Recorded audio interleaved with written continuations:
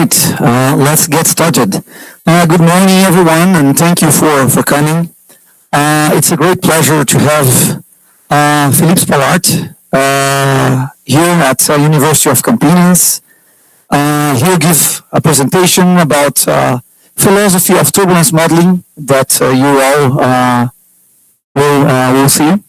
So before Philippe, I invite you to start. Let me give a brief introduction, otherwise I will stay here for the whole hour. Everybody knows Philippe, and many people ask, oh, is this the real Philippe Spalart? Yes, this is the real one. Philippe has, he got a degree in mathematics and engineering from Paris. And then he went for a PhD. He got a PhD in aeronautics and astronautics from Stanford University, that in the early 80s, right? And after that, he worked, also during his PhD, he worked at NASA-Ames near Stanford. He also, in the 90s, he moved to Boeing. He worked at Boeing for decades. And now he works at Flexcompute. You all know that Philippe have contributions, many important contributions to fluid mechanics, especially to turbulence and aerodynamics and many other fields. And among these contributions, there's a Spalart-Allmaras model, which is well known and used by many people in this room. And but Philippe also created the Detached-Eddy Simulation philosophy. He also worked with, he has a very important work on Direct Numerical Simulations of turbulent boundary layers. He has worked on trailing vortices. He received a number of prizes in fluid mechanics from AIAA and many other important international agencies. So it's a pleasure to receive Philippe here. Let's welcome him, and you can start.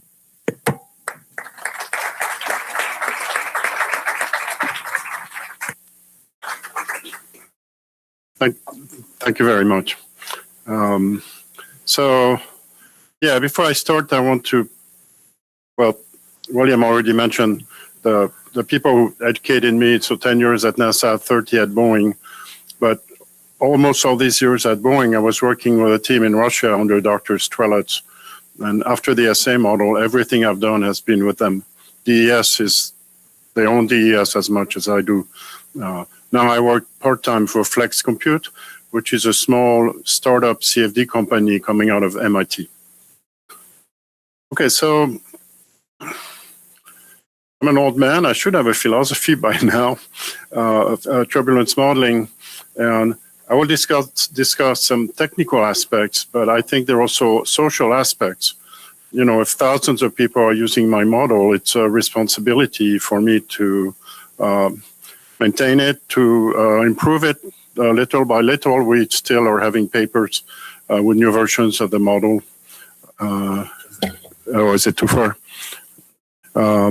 And also questions of finding errors, questions of encouraging the community to learn from each other and these things. Okay, my first slide is very unusual, but in a way it gives a whole talk. Okay, so life in turbulence modeling. So this is a product.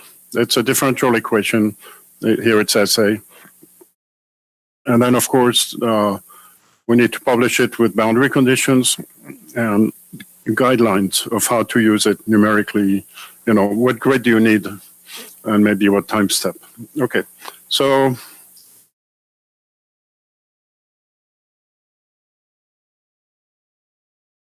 I'll use this. So here's the modeler. You notice she has her hand tied behind her back, and so the reality of making a turbulence model is that there are many. You're in a box, and if you make a model that is outside that box, nobody will use it. So this is a short list of the things that, that green box. So if you have completely stupid mistakes in the equation, like the dimensional analysis is wrong, you can see it right away. But there are some things that you cannot see that could happen. The equation could just blow up. It could also generate short oscillations. And so that would give you a solution where numerical solutions would never converge. It can also run away when you refine the grid. And I've seen quite a few models where the paper has solutions on a coarse grid, but if you refine the grid with the same equations, it doesn't converge. There are questions of stiffness, so stiff is for time-dependent solution, but there are similar questions for steady state, where you can make the convergence more difficult by, I don't know, having a very strong nonlinear, very steep term. We don't want to include non-local terms. So these are the needs of CFD. CFD wants an equation here that depends only on some flow quantities at that same point, and then some derivatives of the turbulent variable at the same point. Even though physically what happens here depends on what happens there, and what happened a second ago, the CFD people don't want that. Another thing I'll discuss is a turbulent front. When you have turbulent and laminar fluid side by side, the turbulence should eat the laminar fluid. But it's easy to make a model where it is wrong, and the turbulence goes away, and turbulence could get weaker, but it shouldn't completely go away. So some constraints that are more preferable instead of being hard rules. People prefer not to include the wall distance, but the SA model uses it. And so does the SST model, which is also a very popular one. People would rather not include second derivatives, especially in the finite element codes, but some of my models do. We like a model that's not sensitive to free stream values, because if you run the solution on the same wing with a different free stream value of the K or omega or epsilon, and you get a different solution, that's a problem. Another thing is irrotational region. Well, in aerodynamics, you have viscous turbulent regions, and most of the space is potential flow. It's irrotational, and there's no turbulence. But some turbulence models will invent turbulence in these regions, which we don't want. Some models are singular at the wall, like the omega equation. The omega goes up to infinity at the wall. And so the CFD solver don't like that. Okay, so the modeler, she needs to keep all of these in mind, and then her job is that there's a mountain of turbulence facts coming from experiments and simulations over the last 100 years. And she's trying to, well, ideally she would match all these facts, and of course she won't. And she has a pretty small tool, really. And since the model here has maybe 6 constants, so you can, in a way, match only 6 facts. So she's going to pick some facts, a few facts inside this mountain and match them. And the SA model had about 5 in the original paper of these. And as life goes on and people do research, there are new facts. So new facts get added to the mountain.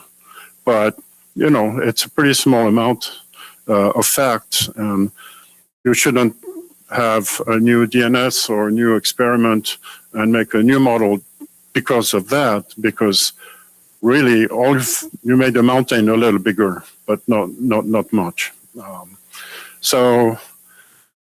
And There's also a mountain of turbulence results that you would like to do. So you would like the model to take care of trains and cars and airplane and wind turbines and nuclear power plants. So there's also a mountain of things you would like the model to do. And it's also very big. Okay, so outline. So here I'm really in social aspects. What's the motivation for publishing a model? What's format? What information is shared? What are the responsibilities we have as authors? So a bit about the nature of a turbulence model, physics, math, unwritten principles, although there are some pretty good textbooks. What are the sources of information? Expectations is that the model is nearly universal. That is, we definitely try and give a model that will do a good job on nuclear plants and Formula One cars, and not have a separate model, although in some cases it's okay. We have many corrections. So a good place to look at turbulence model, it's a turbulence modeling resource of NASA, and it lists all the principal models very carefully with some reference grid converged solutions, and also a list of all the corrections that we've made since 1992 for compressibility or nonlinear corrections and all that. So the modern community demands are, there are questions of coding, convergence, do you have a model where you can convert your code to machine zero? Is the computing cost reasonable? Do you need 100,000 iterations or 10,000? Well, you'd rather have it be 10. So again, that turbulence modeling resource has rigorous solution, there it is, and reference solutions. So if you code the SST or the SA model, you can go and see, does my code give a correct answer on a flat plate, on an airfoil, and these things. So there are rules. Some of them are absolute and certain, like dimensional analysis, and others are more debatable, and there are things, we disagree about between different people. I've written papers about fallacies, I think, and going back 50 years, there's some wrong ideas in turbulence that are alive and people believe because, well, they're old and some famous people believe them, but they're wrong. And again, there's some that are certain and some are more debatable. So if I have time, I'd really like to discuss what I see as a structural limitation due to the general law of the wall of turbulence models. New models that for special uses, Gecko, Mentor, and ours. And in the outlook, definitely RANS is going to live for much longer than people thought, but mostly in partnership with LES. So I gave this talk in Paris, so I just used a quote from a French cartoon where Julius Caesar is in the Gaul, so in France, and there's a small village that is always resisting. So in 1979, Chapman said, this is the end of RANS, it's going to be LES from now on. And well, 79, it's a long time ago. So the motivation to create and improve the model is, obviously there's a need in the CFD communities and for mankind, and a really large community that can benefit if we do a good job. And there's not many of us who have successful models. You get new PhD students and they have a new model and nobody uses it. So, of course, we get recognition, we get invited to give lectures. So, for me, it's a very high reward, but the chances of success are small. I have a list of about 10 one-equation models, and only one of them is used. So our motivation is changing the world if we can. And And of course, motivation to publish is feedback. I could have kept the SA model inside Boeing, but then I wouldn't learn from outside, and the model might well have died because not enough people exercised it and found what was good and what was bad. So a format is a set of variables. The first line of a turbulence model is to say, we're going to solve for K and epsilon and explain what they are. And then you give partial differential equations. You need complete boundary conditions at the walls and in the far field. You have to give that. One thing we like is to, especially in aerodynamics, is to have the boundary all be turbulent automatically.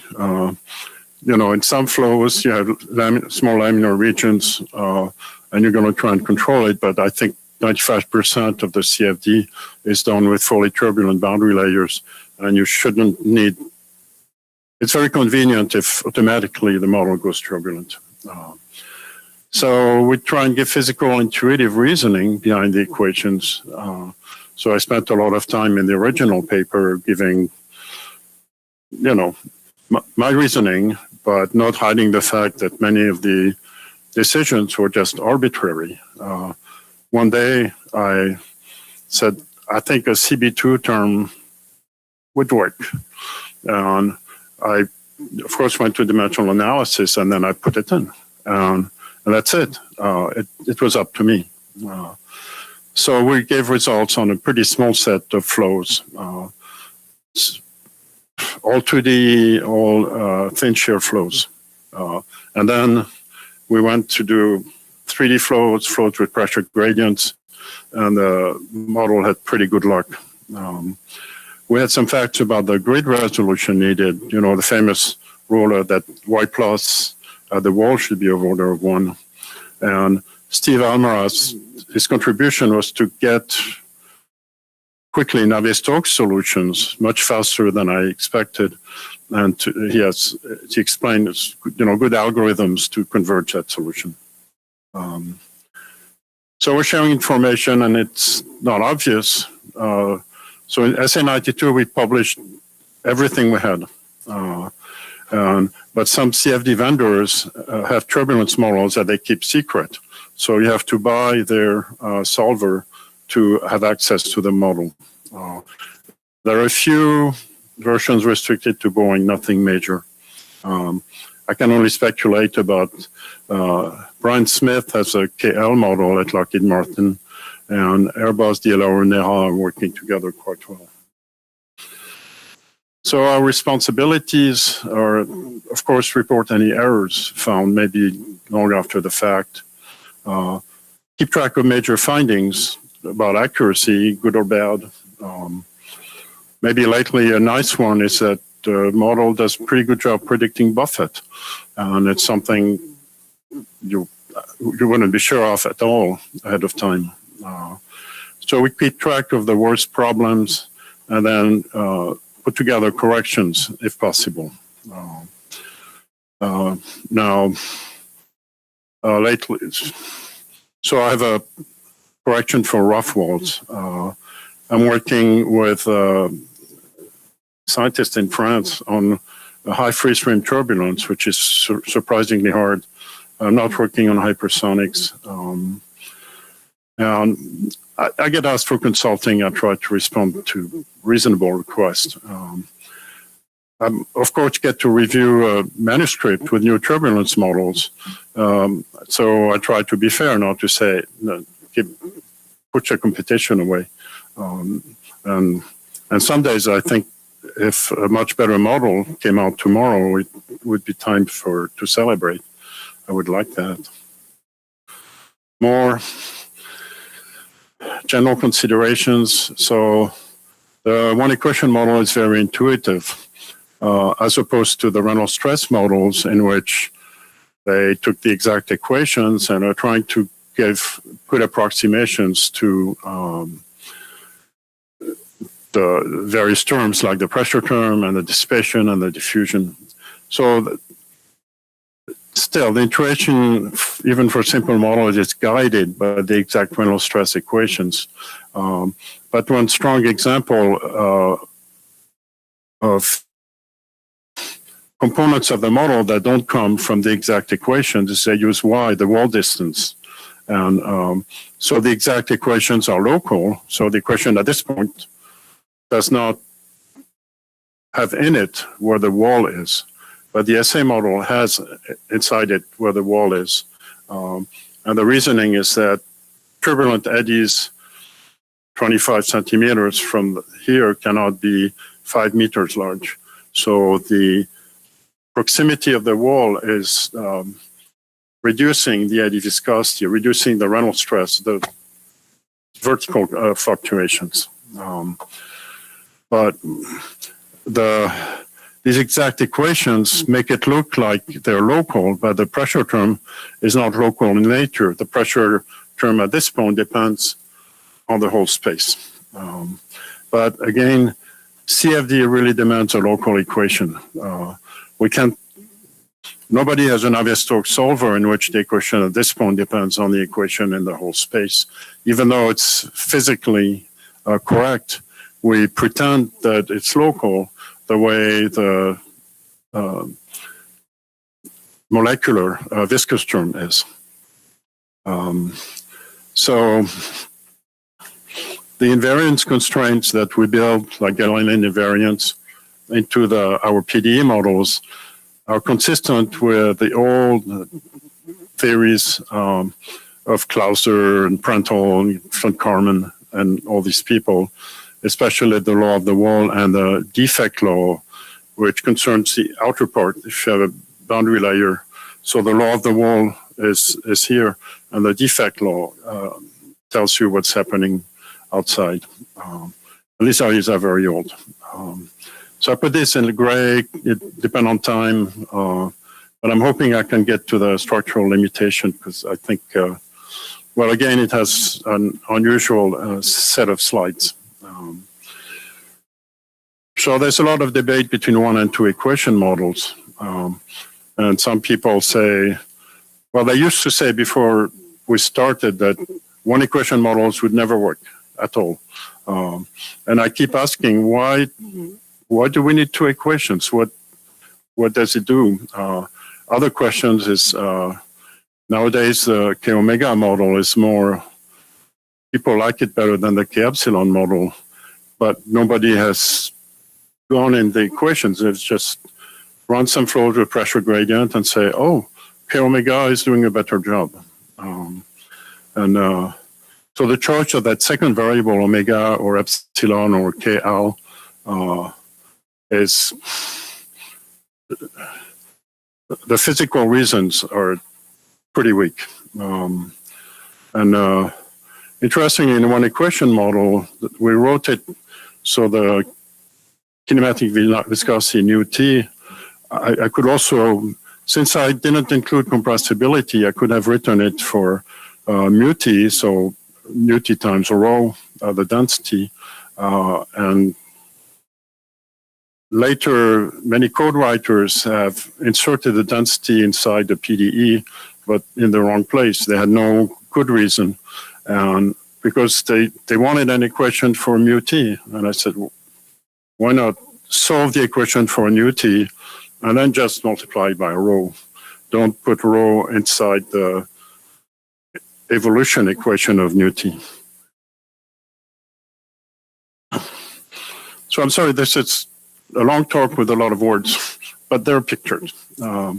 So the nature of a model is it rests on what I call turbulence culture, which goes back 100 years. And I like to say, well, turbulence culture is pretty large. You don't just learn turbulence from Wikipedia. And initially, the big thinkers free shear flows were Kolmogorov and Richardson. And the reasoning away from the wall is that the largest eddies have imagination that were created by the boundary conditions. And then the energy cascade controls the small eddies. Those small eddies are dictated by the large eddies. And so that tells you that the viscosity should not enter the turbulence model equations. So people went from shear flows to wall-bounded flows. And so then in the log layer, the distance from the wall matters, but the viscosity still doesn't matter. And then there's the buffer layer and viscous layer where the viscosity finally matters. And then, of course, we made a model for a flat plate incompressible flow, but now we apply to compressible flows with curvature, and some of them we take care of with minor corrections. And the Reynolds stress models have a few exact terms, but many of their terms are also intuitive and guided by turbulence culture. And Steve Allmaras says, Reynolds stress models have more truth in them, but also more lies. He's a sarcastic man. I like it. So in math, some rules are simple, unquestionable, like dimensional analysis. Some are crucial, but they hinge on some facts about the differential equations that are now trivial, especially this edge behavior of the turbulence. And there's no theory that tells us anything about which quantities are conserved and diffused. Basically, when I created the model, I said, well, nu T is conserved, and things are happening to it with diffusion and all that, but there's no... Nu T is a man-made quantity, and in a way you cannot measure it. You can measure K and you can measure epsilon, but you cannot really measure nu T. We have some plausible definitions, but you can measure K and epsilon, but then when they make nu T out of it with the C mu equation, that is an artificial equation. So then there are some unwritten principles that everybody agrees about. Gaussian invariance. There are very, very few turbulence models where instead of getting the tensor and taking its derivatives, people try and create a model for what is a turbulence force, which is a derivative of the tensor. I don't think it's a good idea, because if you take the tensor and then differentiate it in the momentum equation, you're conserving momentum over the whole flow, which is a nice thing. So the sources of information, if you look at SST and SA, both published in 1992, the funny part is that we were both at NASA-Ames and didn't know each other. It's all experimental. Now, for 40 years, DNS has produced some very, very good values for all the quantities, but it has had little effect, unfortunately, on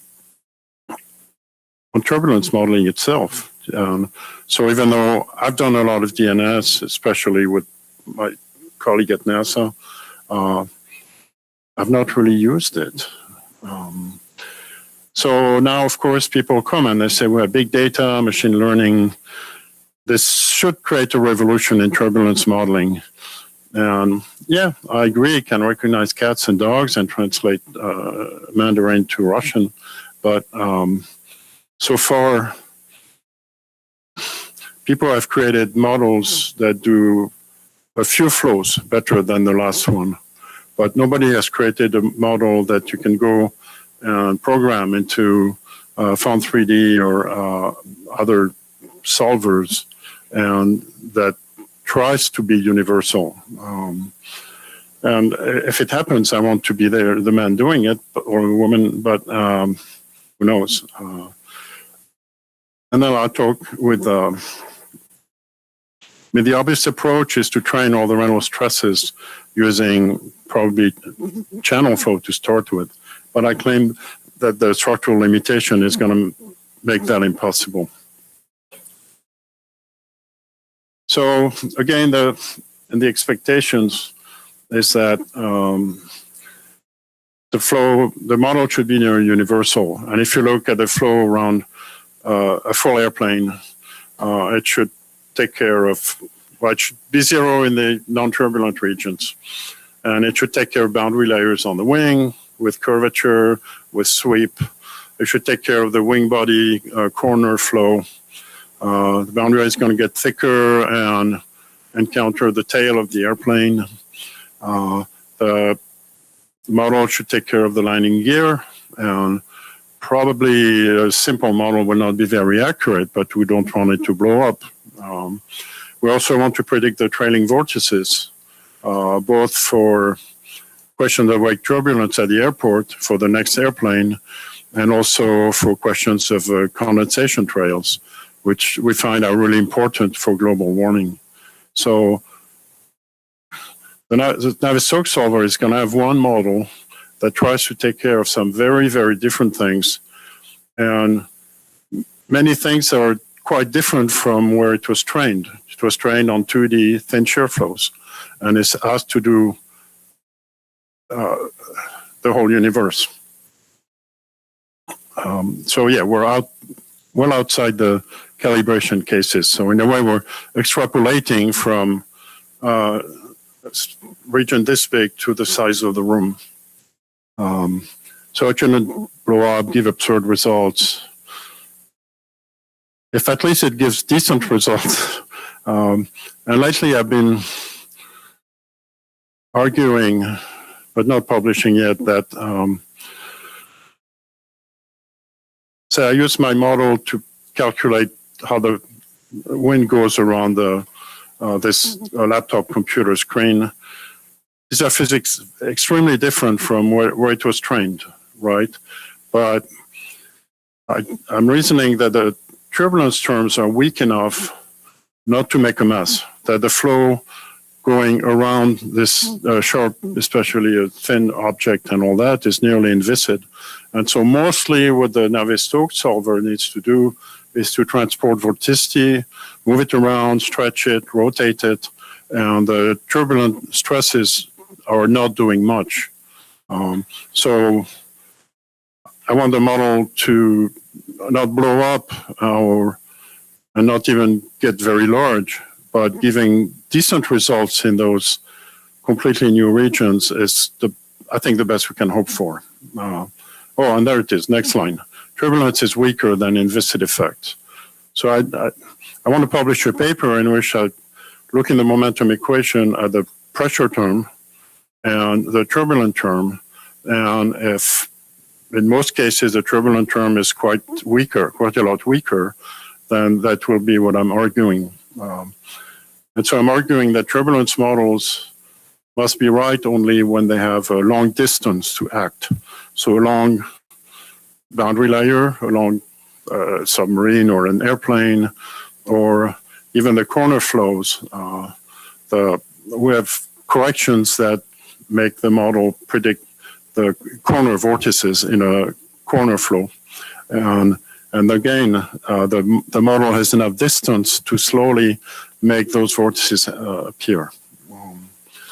So we have many corrections. We can see the turbulence modeling resource, and most of them are compatible with each other and backward compatible. So you can apply the curvature correction, yes or no, and the compressibility correction, yes or no, and they don't interfere. So the rough all of these. So the community demands every few years better accuracy is expected. In the high lift workshop, some people want like 2% accuracy for the maximum lift of the airplane, which depends on very strong turbulence, everything very three-dimensional. And the funny thing is that the same people at the workshop then had other wind tunnel tests done, and the results moved by more than 2%. So I told them, look, the wind tunnels are not, don't agree well enough for this to be the goal. So finer grids help, especially with adaptation. We're at the point in the mid-2020s where you can, with adaptation, you can get a grid converged solution even on an airplane with the flaps out, the slats and everything, and the support of the slat, and that's great because of 10 years ago, the same workshop would say, well, these are all the numerical results that the same turbulence model is giving. And then I said, so tell me what to do. We know they're not all right, so I don't know which one is close. There's an exact solution to the turbulence model equations, and we didn't know where the exact solution was. And now I think with the very fancy adaptation, we know where it is. So we know what the model is doing wrong. I mean, we know when the lift and the drag from the model are wrong. It doesn't tell us in which region of the flow, but we're starting to look at skin friction, measurements of skin friction, and now measurements of Reynolds stresses everywhere. So the turbulence modelers cannot hide as much as we would before. So there are modifications for special uses. There's an A1 parameter in the SST model that controls how strong the eddy viscosity is, and many people just change it. And then Mentor has a new Gecko model, which is like varying SST, but more over a wider range. And then with Spalart and Garber, we just submitted to AIAA Journal new versions of the SA model. The computing cost matters. And I would say, oh, I have one equation, I'm cheaper, but this is absolutely minor. If you have a Q vector with, 5 variations, you go to 6 or 7 equations, it doesn't matter. Things that matter more is how hard it is to grid. And the SA model is more forgiving. You can get away with about a y plus of 2, but k omega needs a y plus of less than 1. So, a finer grid is going to cost you more points, but also more iterations. So the iterative convergence is usually important. If you need 10,000 or 100,000 iterations, that's enormous. The number of equation matters, but not so much. Nonlinearities and stiffness. It's deep inside my model. There are many exponentials, which are expensive. But now some people say, oh, I'm going to make a model with a neural network, and say they have 10 layers with 10 neurons that multiplies the cost by 100. So we need to think twice. For the unsteady simulations, there's also an impact on the time step. There's complexity in the algebra, especially the high derivatives of the SRC model, but nobody has found a properly invariant way to do a curvature and rotation correction that does not use second derivatives.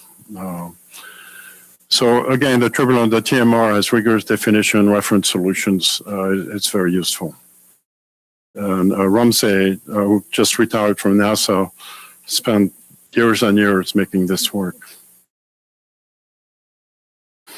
Okay, so now let's be more specific. So obvious certain rules are the dimensional analysis.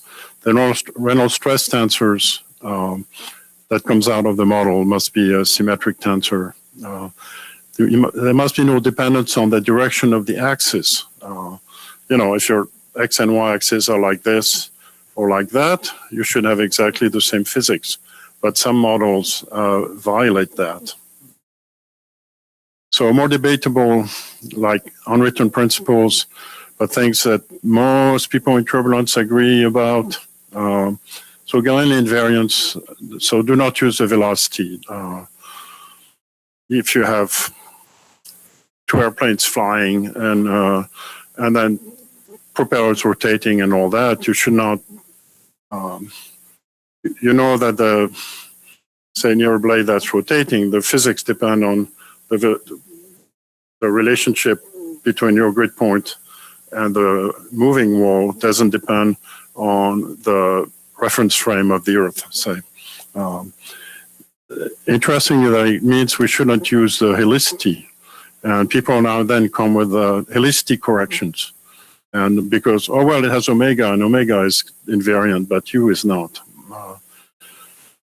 There can be extreme exceptions. So if you're looking at effect of riblets or wall imperfections like suction holes, you might use the velocity with respect to the wall.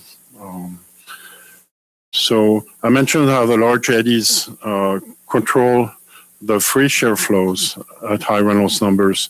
So the molecular viscosity should not be in the equations. I believe you should not have a dependence on the acceleration or the pressure gradient.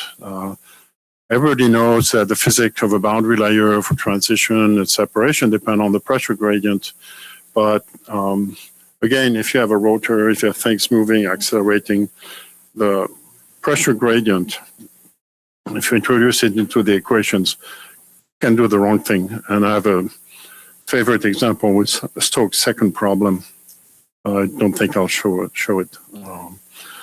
So again, there should be an easy way to get fully turbulent boundary layers. This is definitely the reasonable way to start working on a problem.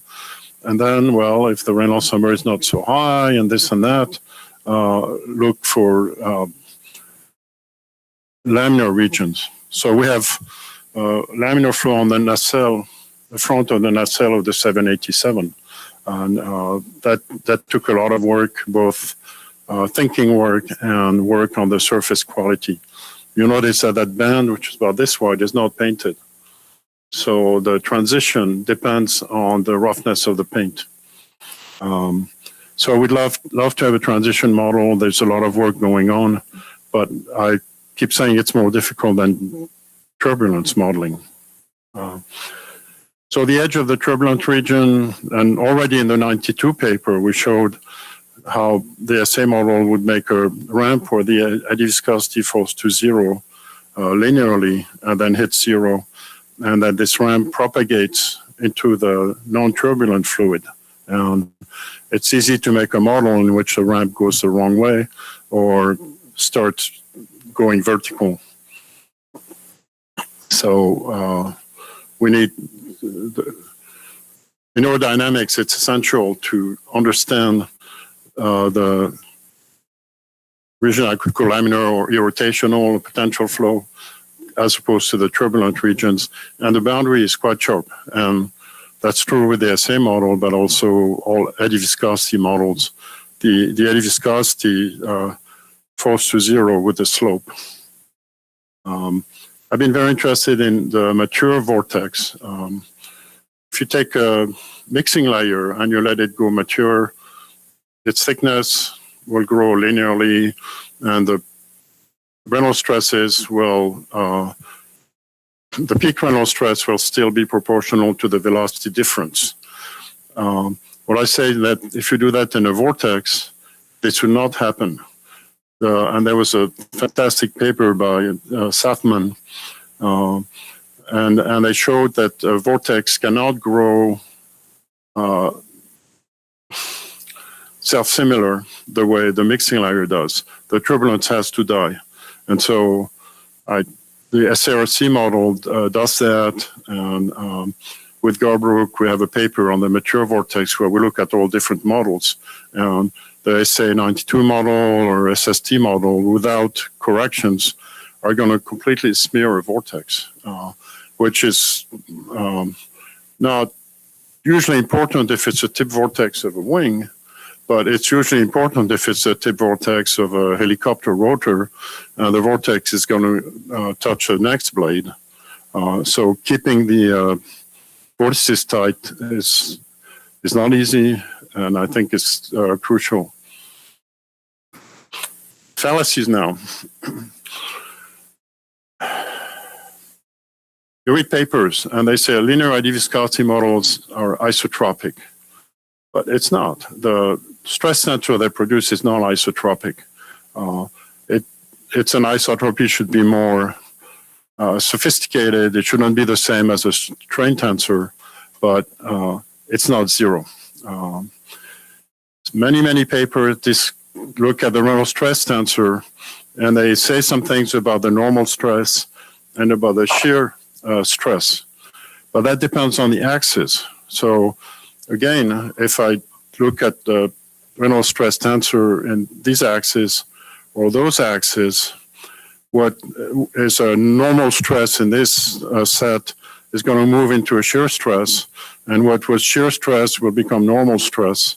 And so you shouldn't have a model that states things like the statement that all the normal Reynolds stresses are equal means nothing, but you find it everywhere. And also, people they think the Reynolds stress U prime V prime is really has everything in it, or that matters.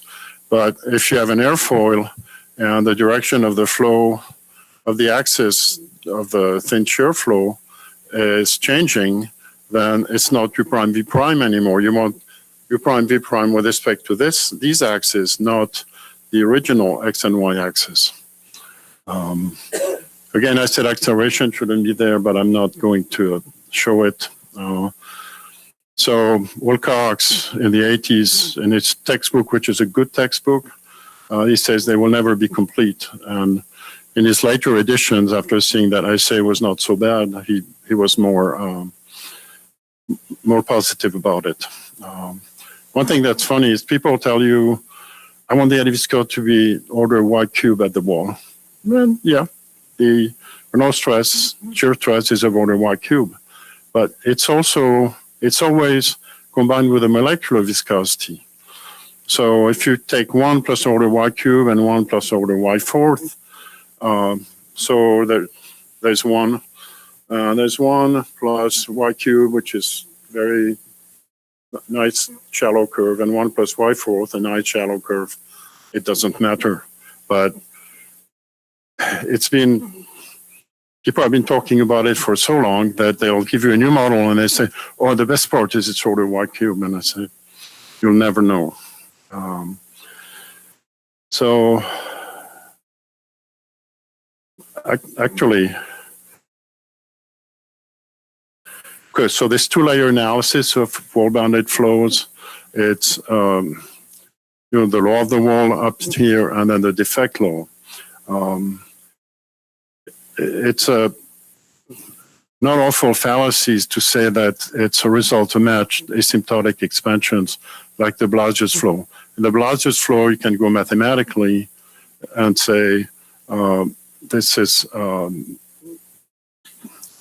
Blasius solution is the Blasius profile is the inner solution and the outside profile is the outer solution. But here we're not solving, we don't have a differential equation from the physics that we're solving. So later I'll show results with that expansion, but I'm not claiming that it's an exact result at all. What's funny is that if you're solving a RANS model, then you do have a known differential equation, and the model gives you the same structure with a law of the wall and a defect law. Another thing, they do a DNS. They'll give you a very accurate K, very accurate epsilon.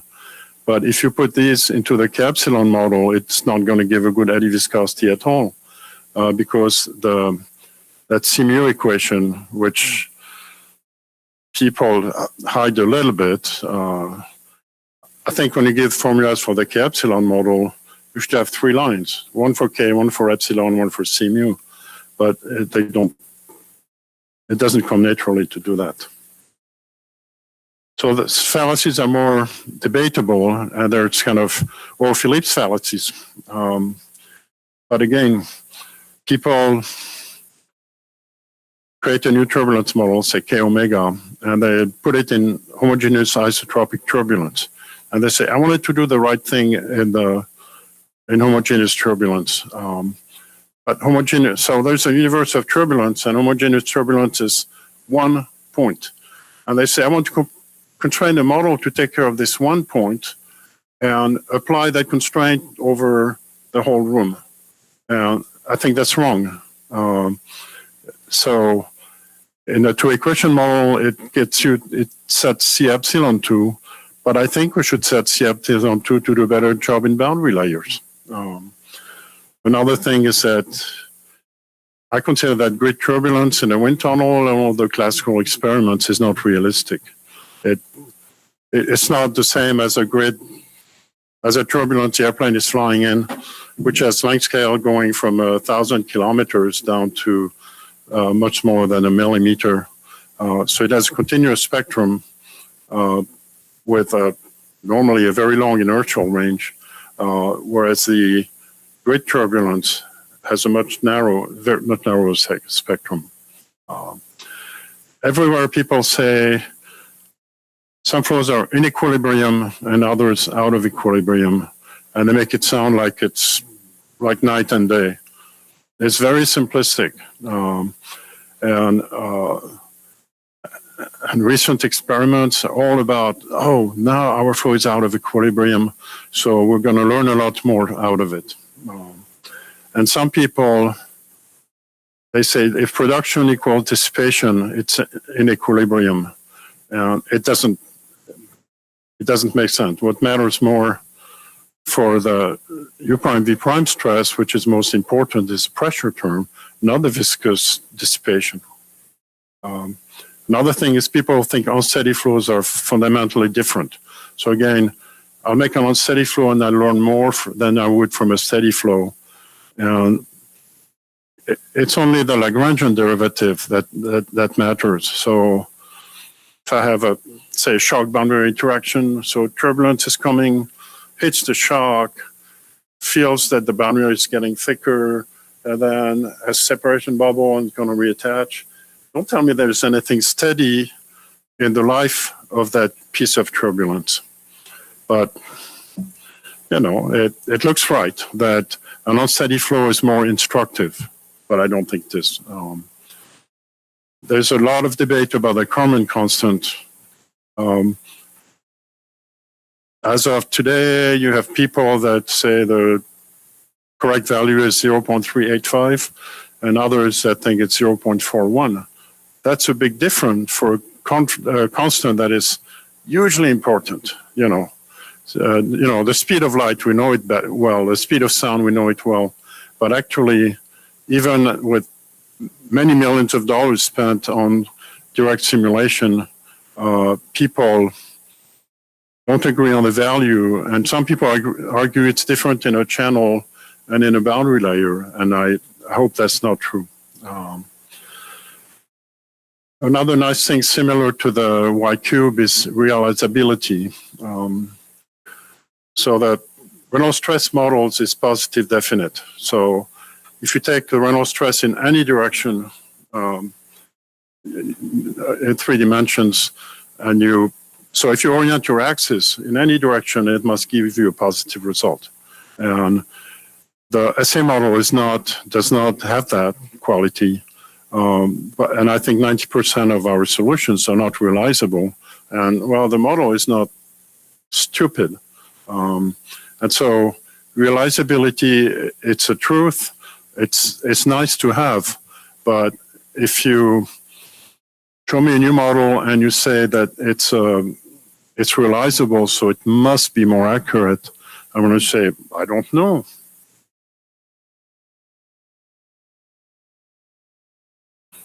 Another thing I consider as a not awful fallacy is the Lumley invariance. People measure Reynolds stresses in an experiment or get them from DNS, and they give you the Lumley invariance, and they say there's everything about the turbulence, but it's not. The Lumley invariance don't depend on the orientation of the axis, so that's a quality. But physically, near the wall, only these axes. I mean, these axes are special. The direction normal to the wall is strongly different from the other ones. But it sounds great, Lumley was famous. But I think there's some loss of information due to that. So the SA model has viscous function, the FV1 function that depends on the viscosity. And some people don't like that. They like to have a model that doesn't need an empirical function, and I think it's fine. So, I mean, again, I say I think it's fine because the SA model is doing well. But I think, so I've explained the physics of away from the wall where the viscosity doesn't matter. And then I said in the viscous and buffer layer, viscosity matters. And so having an empirical function of the viscosity, I think is wise. Oh, okay. Now we're going to have fun. I think I am. So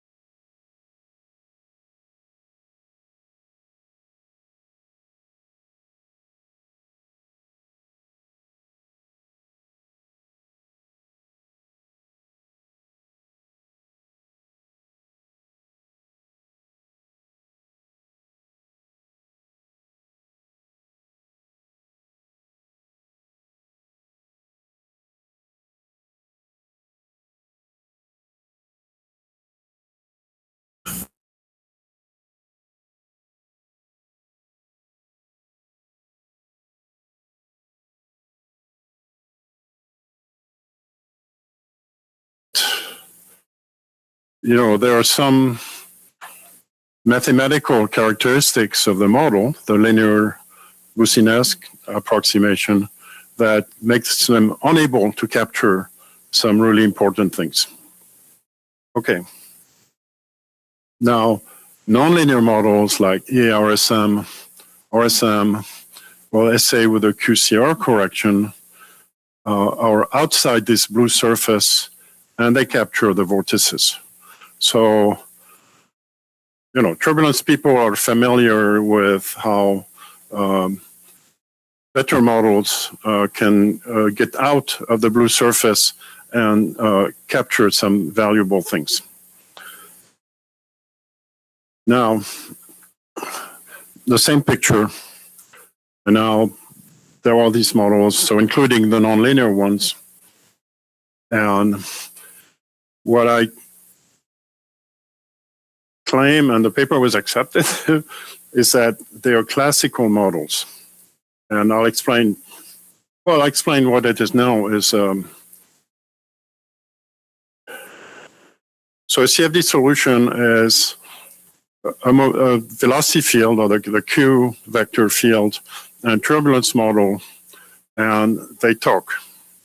And the turbulence model gives Reynolds stresses that go into the momentum equation and the heat transfer equation, okay? And the velocity field gives velocity derivatives to the turbulence model that enter the production term. And the production term is exact. And that's the only information that goes there. And all models, all of these models, no matter how nonlinear they are classical. So in a channel flow, the turbulence model can be anything it wants, but the information it gets from the velocity field is the shear rate, du dy. So that really is a strong constraint on what can happen. And nature produces inactive motion, and so I'll show what the general law of the wall is. But all the turbulence models, most of you must know about the law of the wall for velocity. U plus is a function of y plus. What I claim is that it applies to all quantities.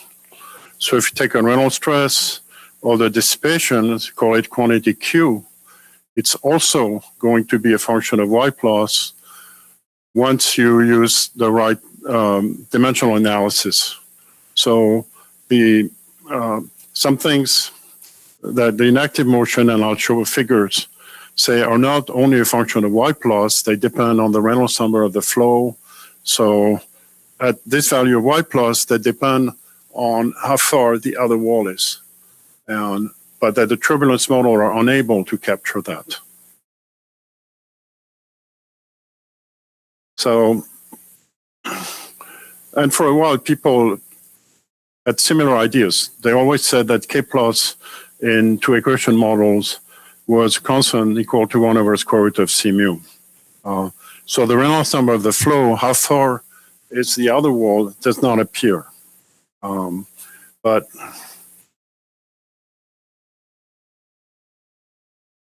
yeah, I went 2 slides, sorry. Okay, so I call model classical the only information it takes that goes from the mean flow to the turbulent terms is a production term, which is a velocity gradient. All the known models are classical, and the structure of the models is self-evident because people were imitating the Reynolds stress transport equation, which is that way. It gives you a ddt of ui u prime, ui prime u j prime. It's growth per production plus pressure term plus dissipation. And but then we say we want a local formulation because we want something that can go into a Navier-Stokes solver.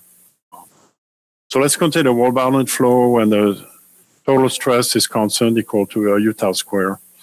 And take a model that satisfies the law of the wall.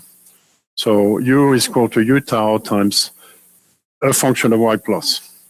And then du dy, which is what goes into production, is equal to u tau over y times a function of y plus. So f here means something, left-hand side is only a function of what's inside the parentheses. So here it's u dy.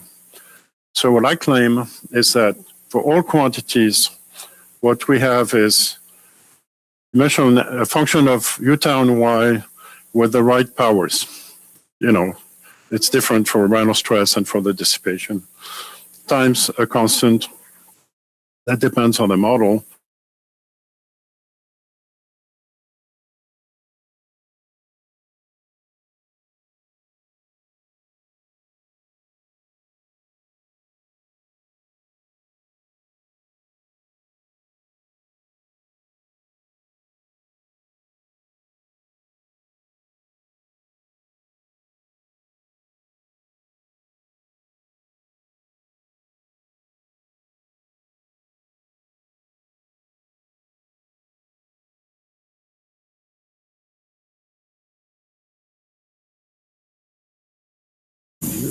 Basic Q quantities like, let's say, can or epsilon satisfy that general law of the wall. All the budget terms will satisfy it. And so we can close the budget. We can show that, say, the budget of K, or this production and diffusion and dissipation equals 0. And the math was kind of fun because I had to show that if the quantity Q is of this type, then the Q dy is also of this type. And of course, and any nonlinear function of Q is also of this type.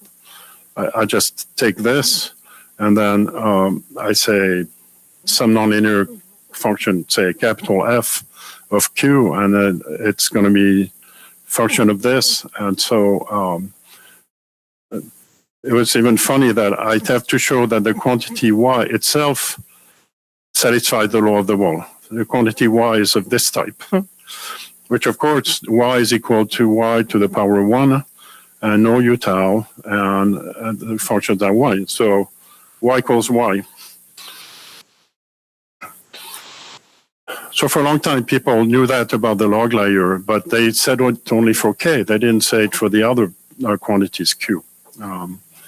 So for the Reynolds stresses, and I'll show figures, the consequences of that general law of the wall are really very strong. So they don't depend on Y.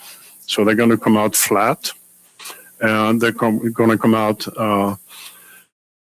proportional to a U tau square, of course. And nowadays, well, let's look at results, and I come back.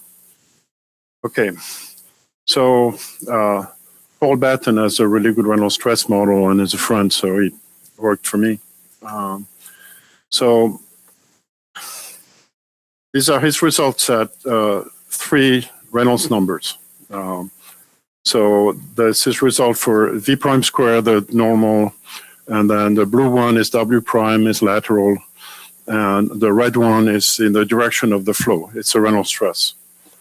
And what you find is that at its 3 Reynolds numbers, it gets exactly the same value. It's only a function of Y plots.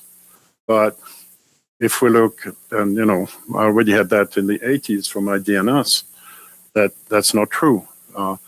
As I increase the Reynolds number, this peak here increased, and nobody knows at extremely high Reynolds numbers where it goes. Does it keep going towards infinity or go to a constant? We don't know.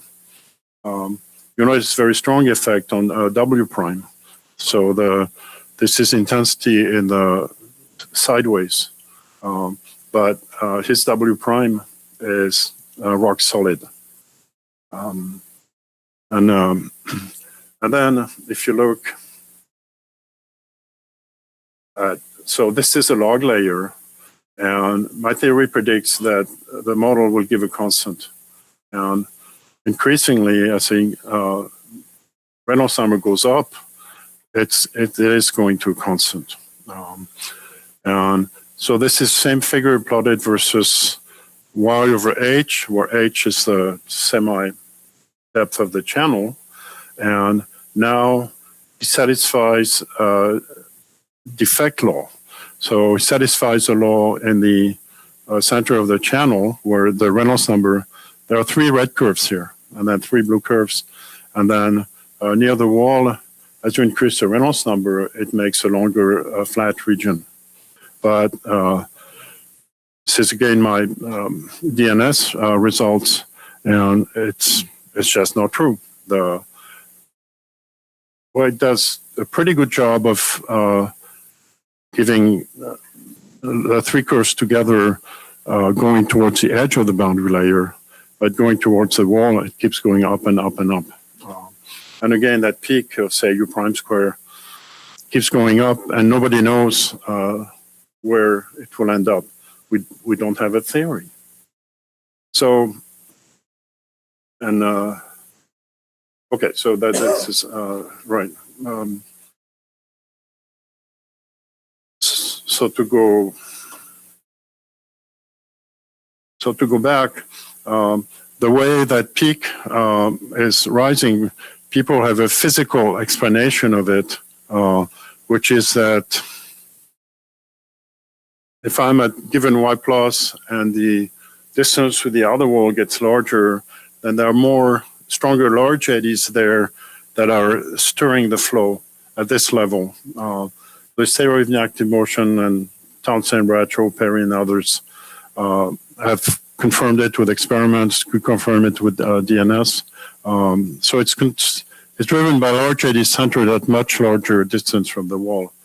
But U prime, V prime doesn't feel it because V prime doesn't feel it due to its boundary condition. So as of today, no classical model, and nobody's been able to propose a model that is not classical, but is still local enough that you could put it in as Navier-Stokes solvers.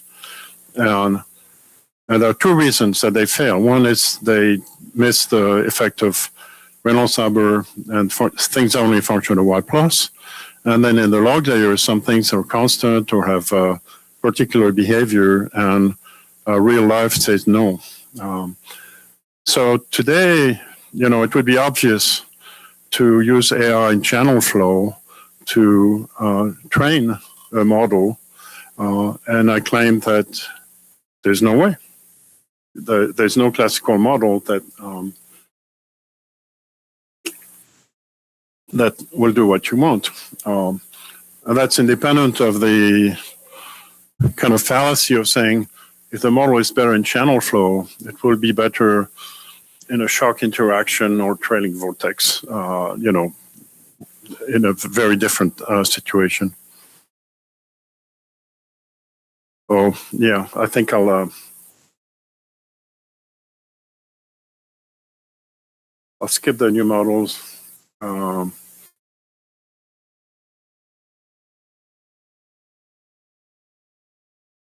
Okay, this figure here is to start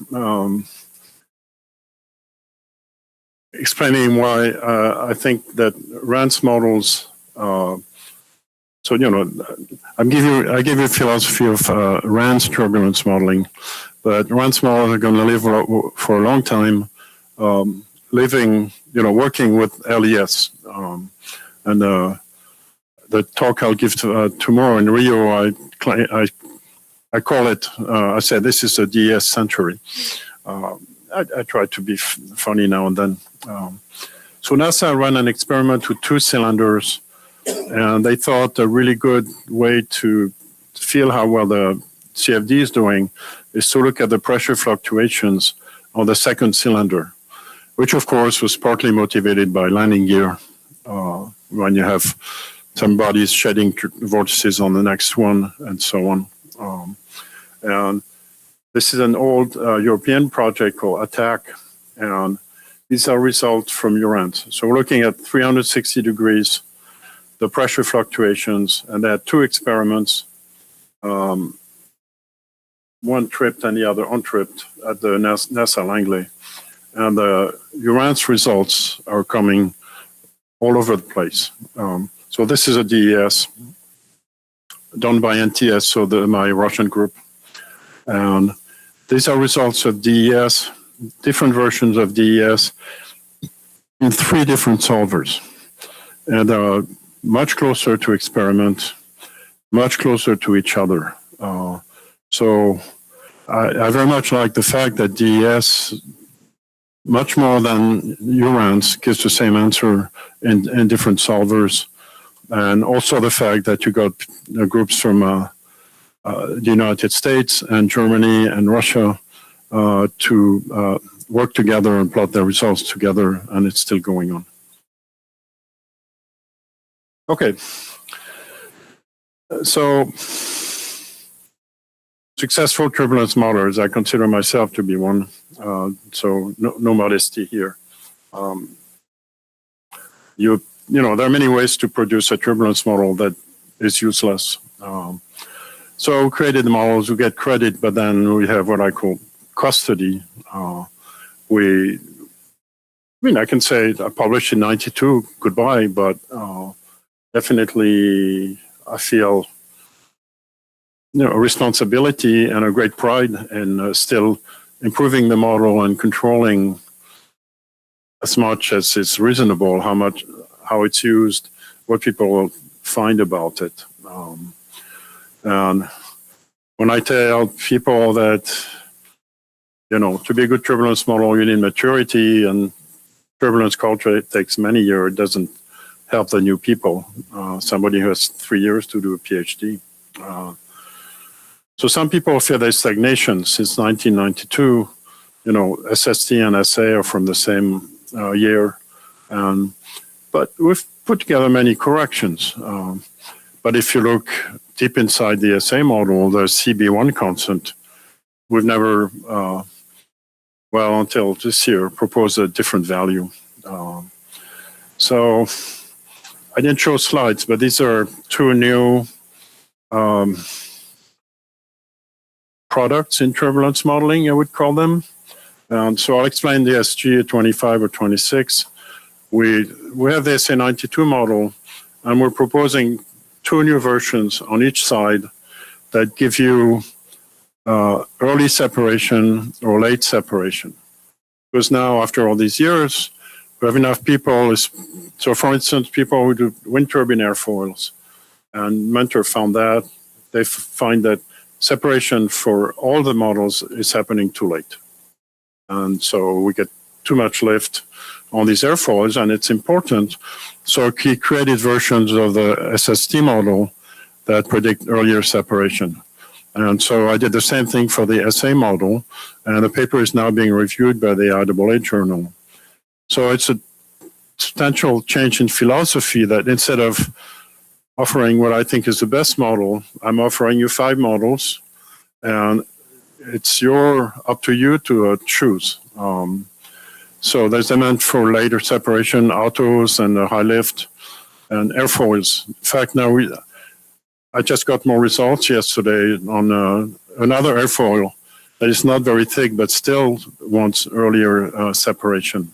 But a very important result in that paper is we show the polar for the NACA 0012 airfoil, which is one where we're very confident that we know the right answer if it's tripped. And the 92 model is still the best one.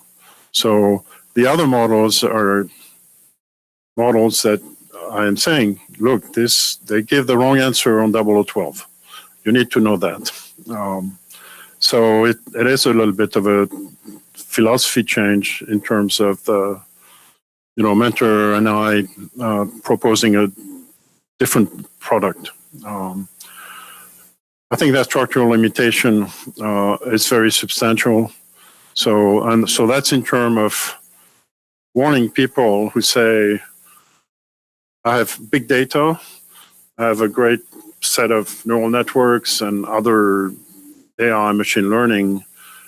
So from all of this, I'm going to make better models. And there was I forget the name, but as of 5 years ago, there was a lot of European activity with a big contract where they did that. They said, well, we're going to create some new DNS flows with pressure gradients and all that, and then give it to machine learning and get a better model.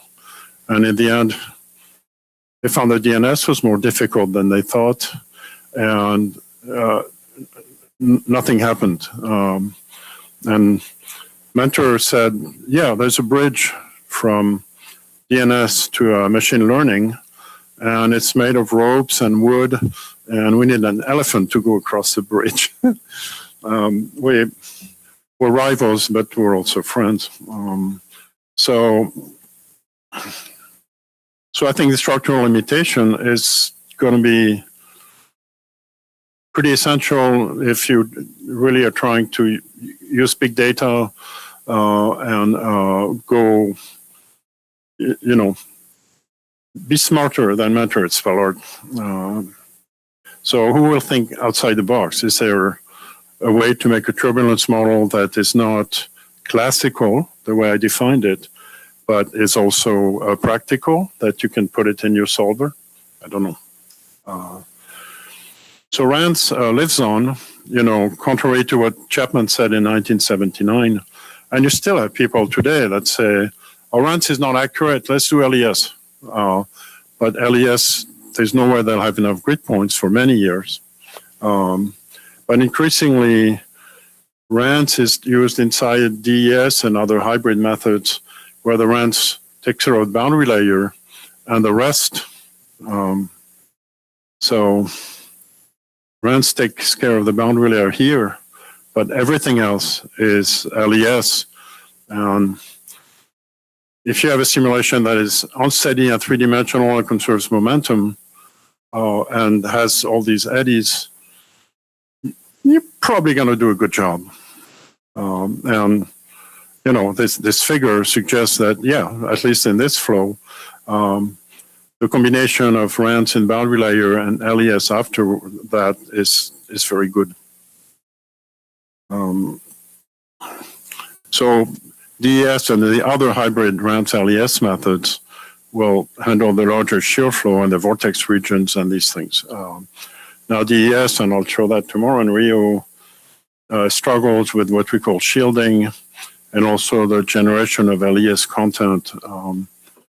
This flow didn't have much trouble with separation, that the fluid comes and it has no resolved turbulence, it's not agitated. But this one goes unstable fast enough, especially with a fine enough grid. But in general, if you're doing wings and wind turbines and all these things, what I call LES content is a little difficult to generate. We have synthetic turbulent generators and all that. So I think DS is a very good basis to do simulations of difficult flows. But at the same time, I know that it has at least two problems that we need to work hard on. And this is the end of my talk.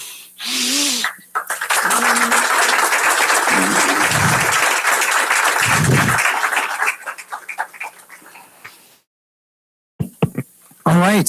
Thank you, Philippe. We were open for questions, both in the room here and also if people can hear us from the internet. The chat is open, right? And people can write. But I will start maybe sharing the microphones. Maybe if you could help. Do you have questions for Philippe? Yeah. Well, let's start with Douglas and then with Volpiani. Oh, good morning. Thank you for your talk. You're welcome. Really amazing. You claim that all of your models are local, right? Especially the classical ones. I was thinking, how would you include non-locality in one of those models? Which one? I mean, the classical ones, they are local, yes. Right? Any of them. How would you include non-local effects over there? Yeah.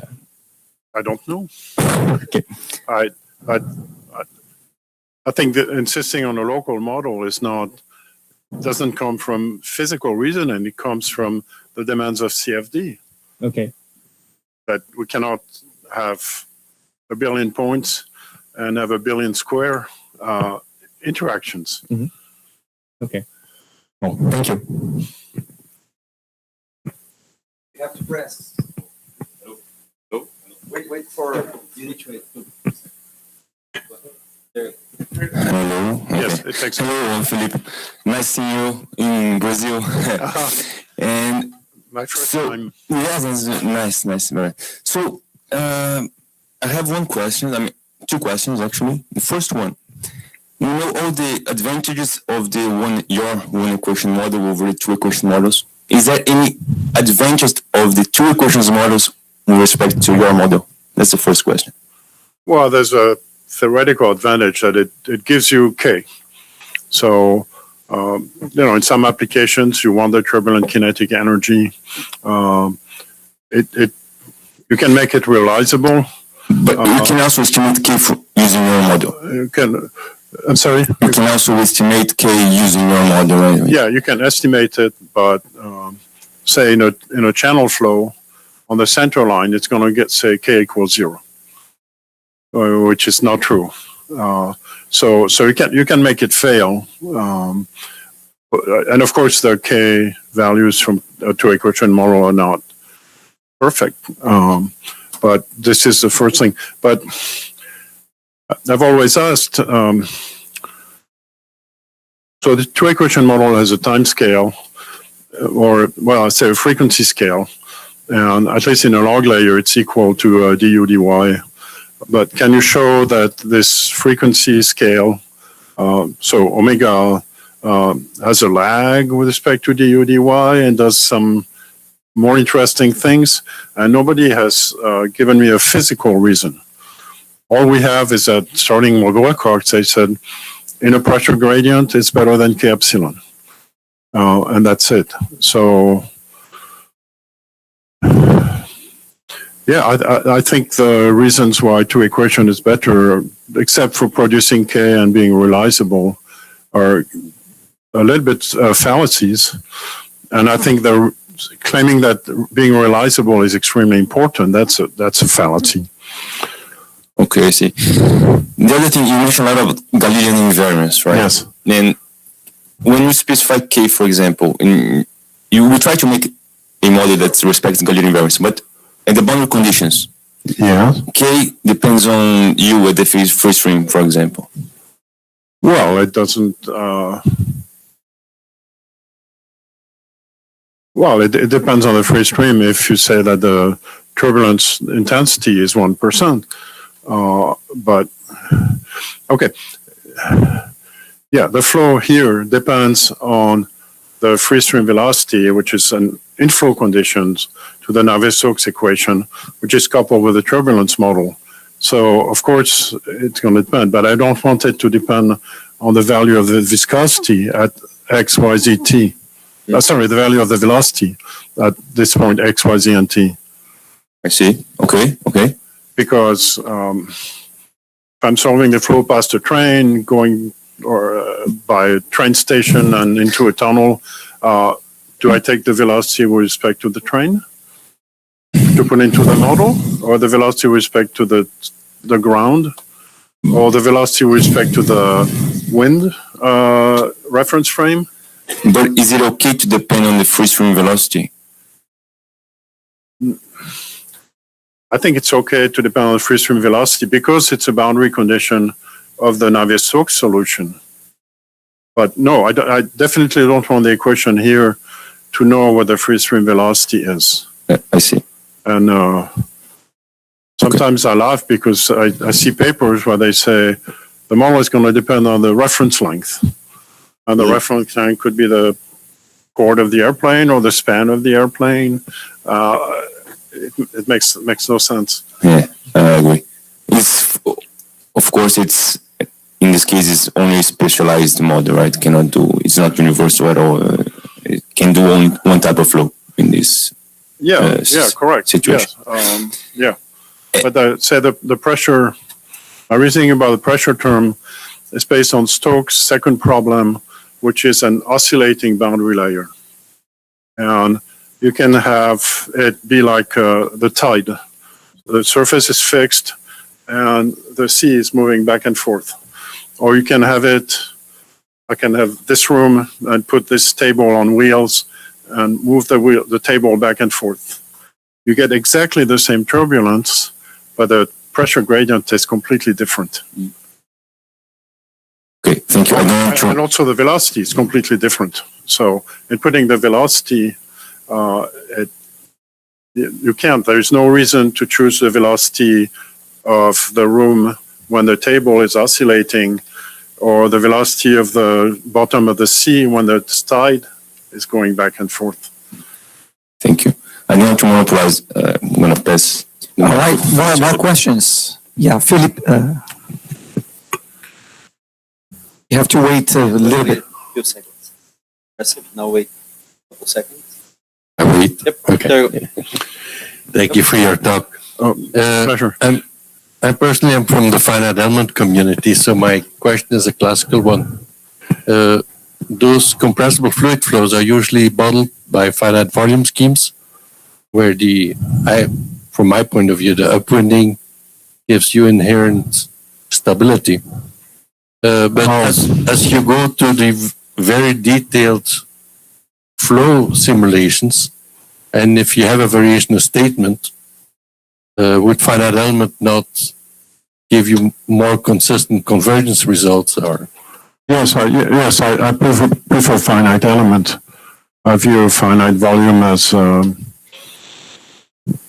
little bit an easy way, but finite element is more difficult. And I say I'm not sure that we have a standard finite element basis function for the turbulence model.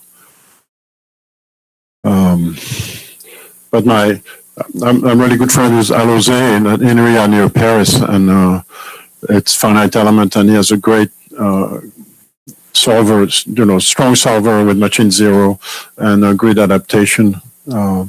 So yeah, I would love all codes to be finite element. Although I'm not crazy about high order, I think going to third order is probably the most that makes sense. Some people you go seventh order with some Galerkin, I don't know, discontinuous Galerkin, I suppose, and I think that can't be a good use of variables. But I'm not mistaken, most external flow solvers are finite volume, right? At this point. Yes, but I think it's I think it's for historical reasons, and also I don't know CFD anymore. I don't know solvers, so I don't know whether if you took say Fun 3D from NASA. I think they have a finite element version, but I don't know if it's possible for any geometry instead of equations to write a clean finite element solver. I stopped studying finite element in maybe 1978. Okay, thank you. Yeah, Rodrigo. Yeah, just wait maybe 5 seconds. Thank you for your talk. When we learn RANS, Thomas model, we start with the K epsilon model because it branches naturally from the equation for the transport of kinetic energy and the analytical equation. And yes and no. I mean, some people can look at the SA equation and say, you invented everything. And I can look at the epsilon equation and say, you invented everything. So yeah, but at least there is this motivation or kind of a rationale. So you keep some terms, you adapt the ones you. Of course, some of them are motivated kind of purely by the numerical considerations, right? But at the end of the day, at least in the didactical thinking, it's easy for the students to get a grasp of where this is coming from. Yeah. So when I'm teaching your module, I don't want to say that this guy. Some students have suggested maybe you did a pact with the devil to get a successful model. Yeah. So I wanted to get, is there some analytical PPE or something from which your model can be derived?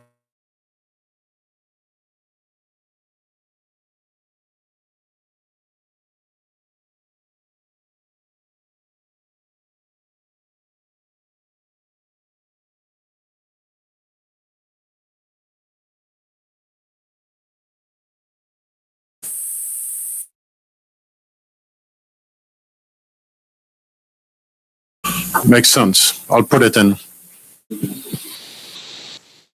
So it was more mathematical thinking that led you to remember? Well,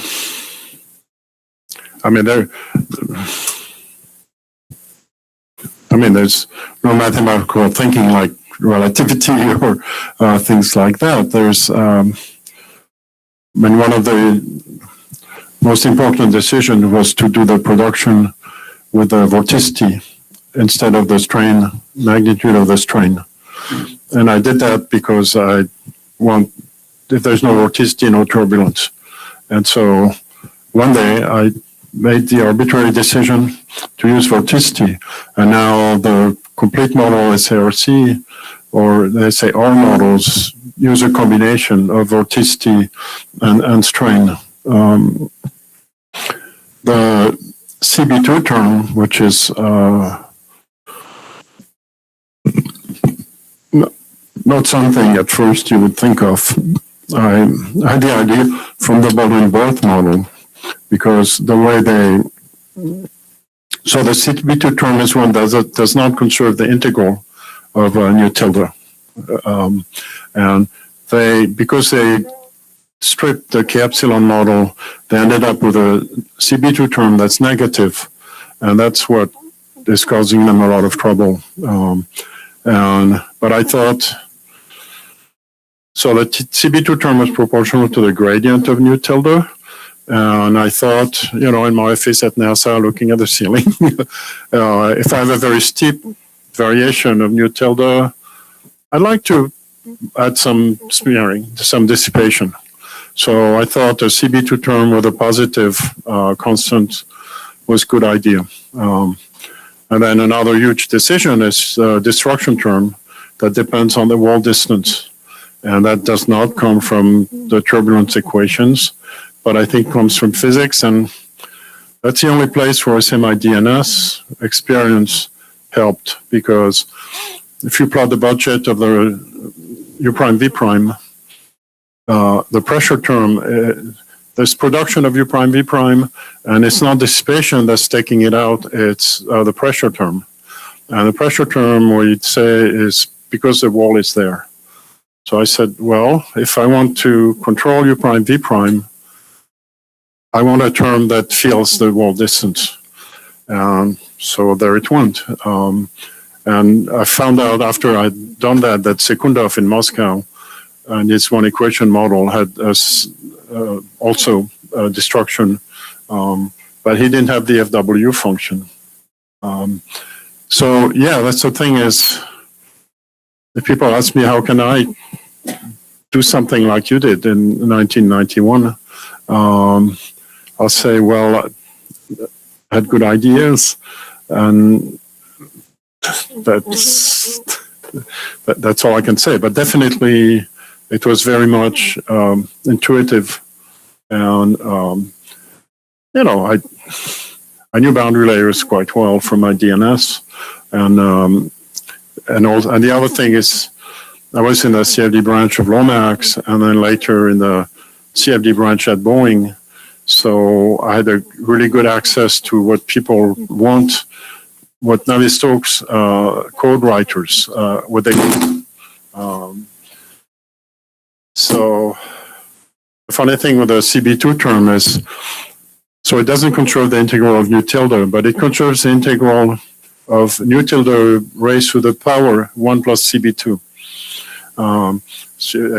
So I could have made a model where that nu tilde to the power 1 plus CB2 is the basic variable, and it's conserved. And one of the best moments in my life is when Jameson asked me, really, why is it going on? And then I showed it to him, and he said, you're right. Once I had something similar happen with Drella. I had a theory of the induced lifting line, and I told him, without paper, and said, sounds wrong, and then Mark Drella said, oh, I see it. These are seconds in your life that you remember. Can I ask another question? Go for it. Some people criticize unsteady lines on a philosophical level. They say when you do this averaging, you shouldn't be allowed to get unsteady results. Some other people say most of the models haven't been tuned for unsteady flows. Some people say it's expensive enough, so just go to DS or NES even. What's your take on ULS? Do you think there's still a future for ULS? Do you think it's better to leave it aside? That microphone was working for me. Well, I think ULS, if you're doing a rotor, or if you're doing aeroelastics, unsteady aeroelastics, URANS would be fine. Where I say URANS is not very good at all is to predict that vortex shedding flow from the cylinder and similar flows that have they're filled with the small eddies. Is if I could show you the URANS of this flow, you would find that it predicts vortex shedding, and we had a paper where we showed that it can predict three-dimensional vortex shedding. So it predicted vortices shaped like a crankshaft, But first of all, it gave this result, different in different codes, not accurate. And it also depended a lot on the turbulence model, the SARC or not. It was, well, it also had a stronger dependence on the period. We'd use periodic conditions for these flows, and you could make the URANs do bad things by changing the period. I mean, here they went to a really large period. You could probably get a similar result with a period of 2 or 3 diameters. So when I say URANS is wrong, it's for this kind of flow with shedding and a cascade. If you're doing, say, unsteady aeroelastics, then the frequency of that motion is much, much smaller than the internal frequency of the turbulence.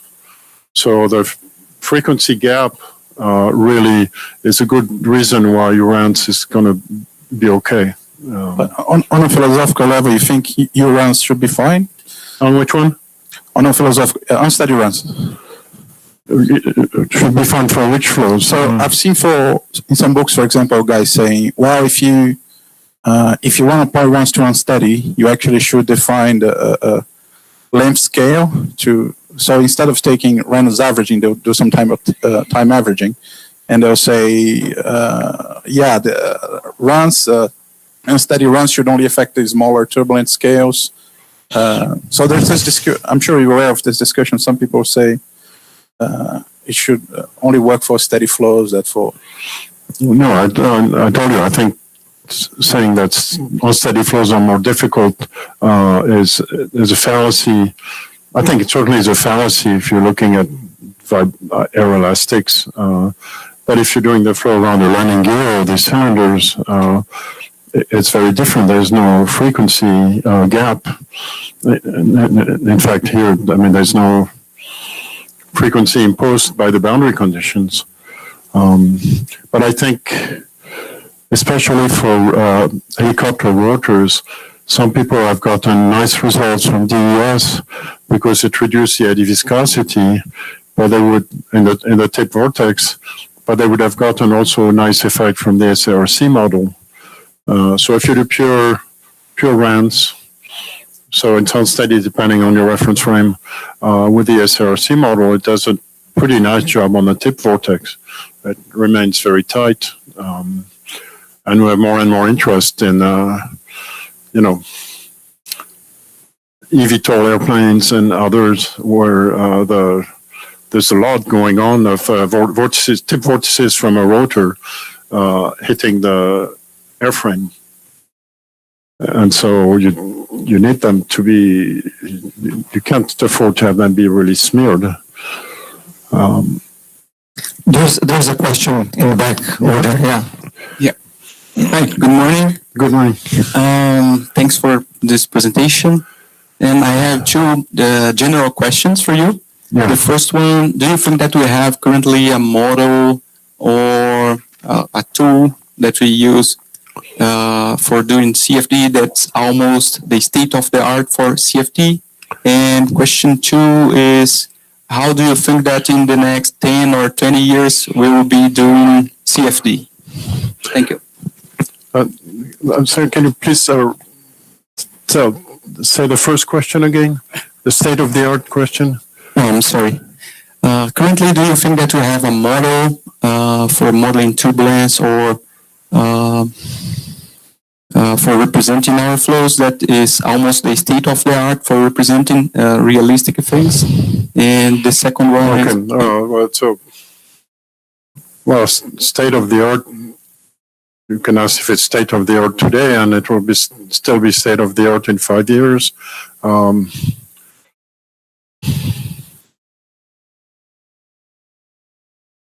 Well,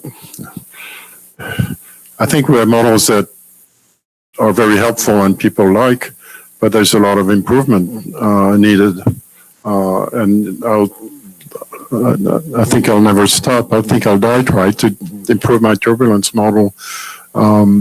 So, I mean, if state of the art means it's okay, we can stop working on it, definitely no. We're, you know, like for instance, these variable models we're introducing. Now we're telling the user, you take a risk by using these new versions. And in a way, state of the art would be that the model itself recognizes, but I can't, just like I insist not using velocity, and I don't want to tell the model this is an airfoil flow, or this is a Formula One flow, or so, I mean, state of the art in terms of us being satisfied, the answer is no. And then second question. The second question is, in the next 10 or 20 years, how do you think, or could you guess how we'll be doing CFD? Well, if it's CFD, meaning dealing with complex flow separation and vortex body interaction and all that, I think definitely it will be hybrid RANS LES methods. So we need some detail improvements, but still, right? I mean, this is extremely encouraging for what this flow can do. I mean, this class of method can do. I very much want grid adaptation to become an everyday thing. I tell the CEO at Flexcompute that CFD without grid adaptation is like a laptop without touch screen. So I very much want adaptation to, I want people to stop spending weeks making one grid for one configuration. And grid adaptation can give you results with 20 million points as good as 200 million from a manual grid and these things. But the big problem is that it works only for steady flows. So I spend a lot of time every month thinking about how to create a logical adapted grid for an LES region. So now they have some really good methods based on the Hessian of the velocity, magnitude, and all that to do the boundary layer and to do a shock wave and these things. But today, I don't know, how many millimeters is a good grid spacing for this region.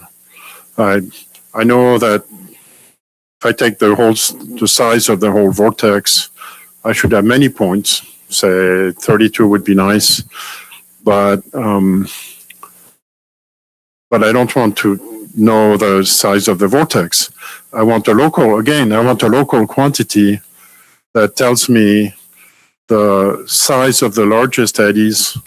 And so I want 32 points inside my largest flow structure. And there was an obvious candidate, and in the end, it didn't behave the way I wanted. I think if I look across this mess of turbulence, that probably the logical grid spacing is fairly uniform because the small eddies are going up and down and crossing. So I'd like a quantity that's going to tell me, yeah, you need, say, 1 millimeter grid spacing. The other thing I know is that it should be a cubic grid cells, because a good LES, the smallest eddies, which are limited by the grid cell, are statistically isotropic. That's what Kolmogorov said in 1941. So at least I know that in the boundary layer, of course, I want a very anisotropic grid. And in the LES region, I want a cubic grid. So at least I know that. But I don't know if it's 1 millimeter or 2 millimeters to, and I would really want quantity coming from K and epsilon and omega, that it tells me that has dimension of length, and tells me what your grid, a good grid spacing is 2 millimeters, and a very good grid spacing is 1 millimeter. So I badly want adaptation, and I see it doing really well for steady flows.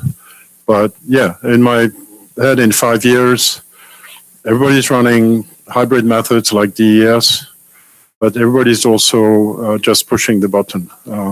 Al-Jose, well, I'll give him a wing, and he will say, tell his code, give me the best solution you can with 28 million grid points. And that's it. He doesn't go check the Y plus. He only, well, I mean, to be right, he will get a solution with 28 million and then one with 60 million. And if they agree, then he says it's fine. But he doesn't go everywhere. You have CFD companies that tell you, I can make a grid in 10 minutes, and your manual grid will take you 2 weeks. But they make grids that depend only on the geometry. They don't know where the turbulence is going. So they get a little angry when I say, look, you could fly the airplane backwards on the same grid? Come on. But you have many people, in wall-modeled LES and Lattice-Boltzmann that say, I can make a grid in 5 minutes, but the grid doesn't know where the separated shear layer is going, where the vortex is going. And conversely, like this new company, Volcano Scales, they run several billion grid points, so they can overkill the grid some. But at the same time, they don't have a grid that's body fitted. So they don't have a Y plus of order of 1 or any of that. And I keep arguing that they cannot calculate the boundary layer on an attached wing. So they come and they say, you RANS people, you can't do separated flow. And I say, you wall-modeled LES people, you cannot do attached flow. So they couldn't today give me the cruise drag over the Embraer E2 with their method. They'd be very inaccurate because you need billions, many billions of grid points. And even with GPUs, and they all say, oh, we'll have more GPUs next year. But I say you need GPU squared to really do that. So yeah, my vision of CFD in 5 years is much more adaptation and definitely teamwork between RANS and LES, just what's on the screen. I have 2 questions, Philippe. One is the general one. I mean, in the past 20 years, let's say like researchers started running like experiments at higher Reynolds numbers, for example, that we couldn't do before. And the same happened with LES and DNS. From these new databases, for example, higher Reynolds number databases, can we go back to the turbulence models and reshape the constants? I mean, can we learn something from these new experiments and new simulations that came recently to maybe if the improvements are very slight, but can we do something? Well, the high Reynolds number, if you look at how SST and SA were created, a lot of the experiments were at high Reynolds numbers already. I think what's great about the newer experiments is that they're measuring a lot more things. Tomorrow I'll show a lot of results from an experiment done in Hamburg, Germany, where they have all 6 Reynolds stresses. It's at the tail end of a boat with separation, 3-dimensional, everything. And there are 6 Reynolds stresses and 6 Reynolds stresses from DES. And they compare pretty well, but not super well and all that. So I don't think the great trend in experiment is so much higher Reynolds number as it is more detailed measurements.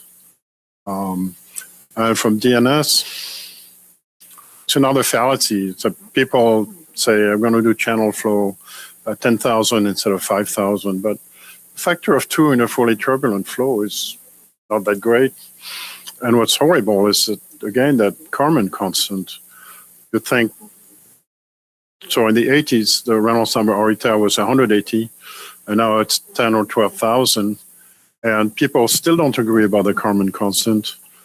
And I think some of it comes from the fact that they don't have a long enough integration time to average. But they also avoid each other.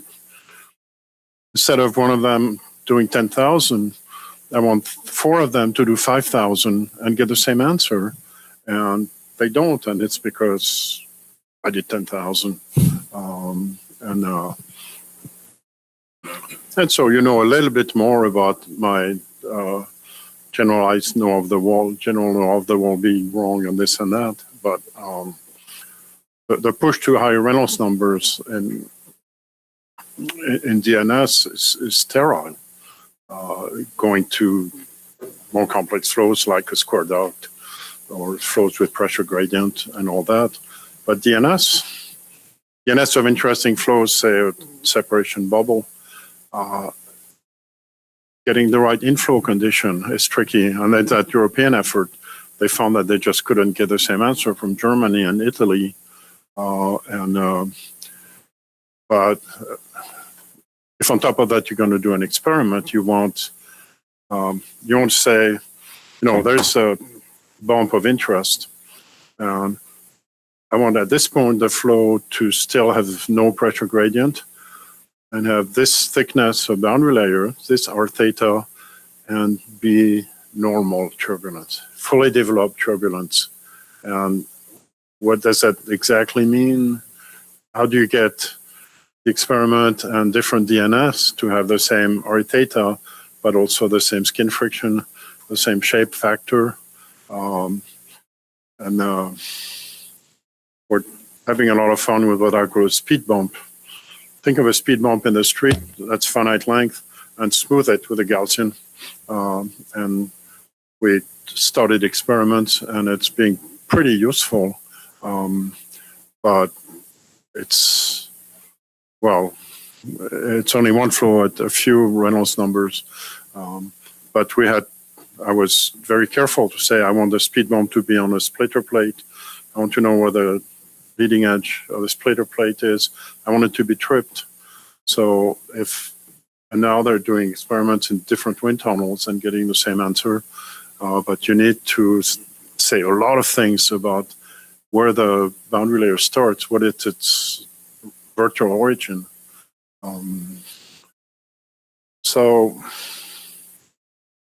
But I've been thinking in the last 6 months that really the DNS we did is not all that useful. And we have JFM papers, DNS of a separation bubble, and it's been cited seven times or something. Nobody reads it.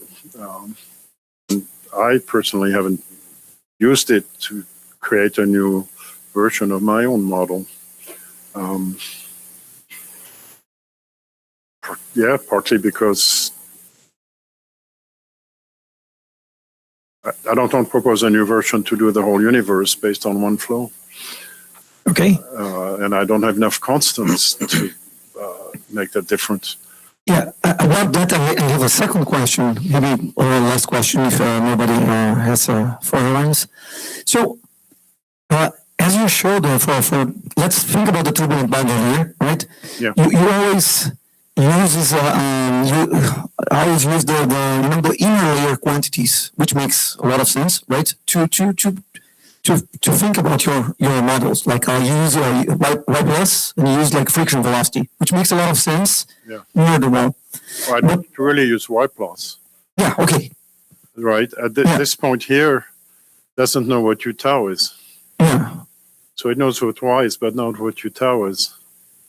So I'm not specifically using Y plus in the differential equation. I use it in how I adjusted the model. Yeah, but what I want to go is, you said that you don't like to add like pressure gradients into the models, which I understand. But when you have these flows with strong adverse pressure gradients, Yeah. and I mean, there's always the relevance of the wall, right? The things that happen very close to the wall. But as the adverse pressure gradient increases, you start having some effects that are important in the defect law, like you said before. Huge effects. Yeah, and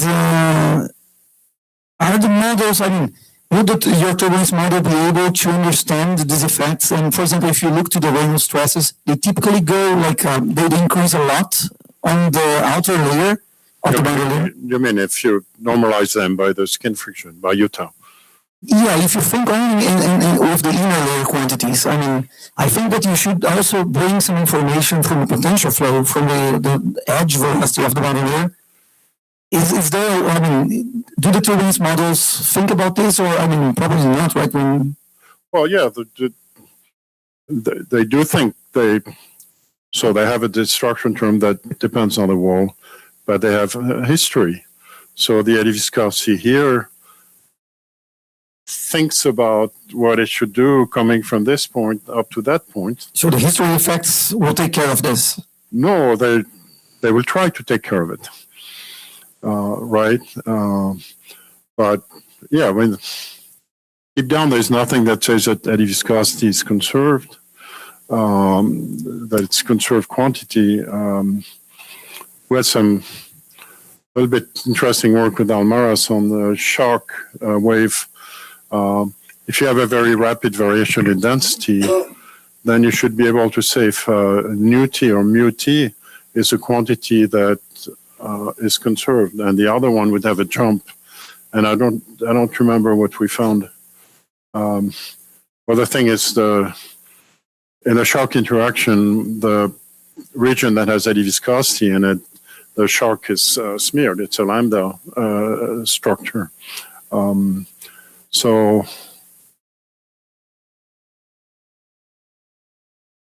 I think, yeah, the model is thinking about what the eddy viscosity should do from here to there, and it has production, and it has diffusion, and it has everything. So I'm not saying it's thinking it's smart about it. We can only see if it's not doing too badly. You know, and if we go back to the 92 paper, we already did some cases with pressure gradient. Exactly. We just said, so how well do you do on the Samuel Joubert or other flows? But I don't know how to make it smarter. So adding more constants or maybe, I mean, because you explained in the very beginning of your talk, I mean, the constraints that you had, the many constants that you had, right? Yes. You don't have like a 10 constant, you had 5. Yeah. Is it time like for people like to think about functionals for those constants, like, or?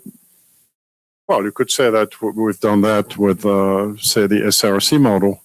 You multiply CB1 by a function of all these quantities, or compressibility correction. You multiply maybe the same term by a function of the turbulent Mach number. So, but this is the way to go. Maybe of a neural network to make a better new general model would be an enormous task.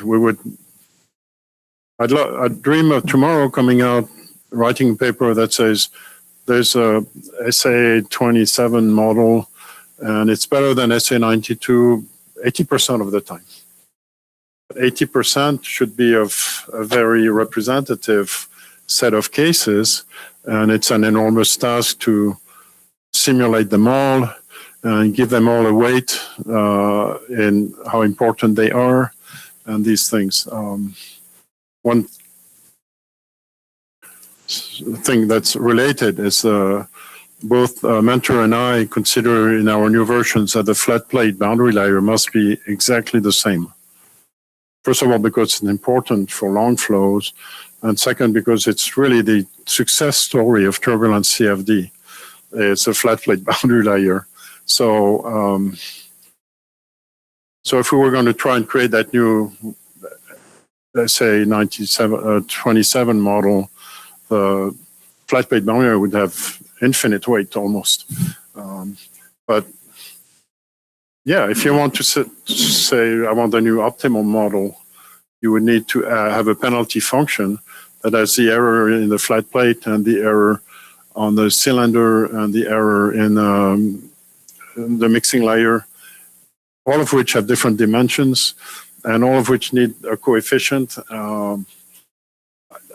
I don't know how to do that. I mean, it's a gigantic task. And if what comes out is what I said, a neural network, a 10 by 10 neural network, I'm not sure we want to put that in a Navier-Stokes solver. You know, multiply the cost of the turbulence model by 100. Yeah, I understand that. So, yeah, I mean, it's bad for me to say, look, the 92 model is very, very good, so let's keep using it. But I don't have the brain power or the conceptual power of formulating the project to make a difference. All right, let's thank Philippe again for his presentation. Thank you very much. Obrigado. With that, I think we can stop the online transmission. Obrigado a todos pela participação e, bom, a gente, né, nos vemos aí nas próximas, tá?